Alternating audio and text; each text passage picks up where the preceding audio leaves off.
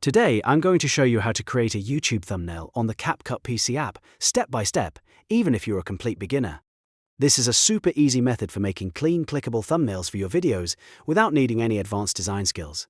If this tutorial helps you out, make sure to hit the like button and subscribe for more simple tech guides just like this. Now let's jump right in. First, open CapCut on your desktop and start a new project. Once the editor loads, look for the ratio button below the preview window. Click that and set your project to 16 by 9. This is the standard YouTube thumbnail and video size, so it gives you the proper widescreen layout right from the start. Getting the right aspect ratio is important because it keeps your thumbnail from looking stretched, cropped, or awkward when you upload it to YouTube. Next, you need to bring in your background. You can drag and drop a video file or a background image straight onto the timeline.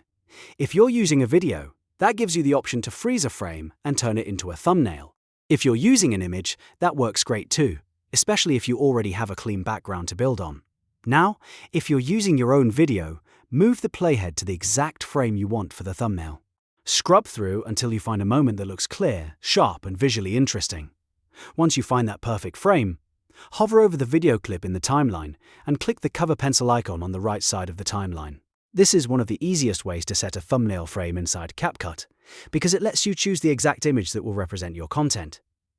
Take your time here and make sure the frame is bright, readable, and not blurry. After that, it's time to make the thumbnail stand out. Click on the Text tab at the top left and add a bold title that people can read instantly, even on a small phone screen.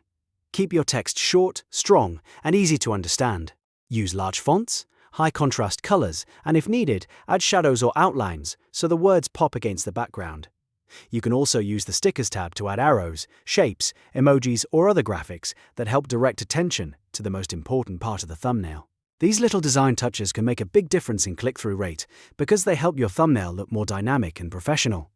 If you want an even faster option, CapCut also gives you pre-made design themes. These can help you build a thumbnail style quickly with matching visuals and text effects. Just make sure the final design still looks clean and doesn't feel too crowded. Remember, a good thumbnail should be simple, bold, and easy to understand at a glance.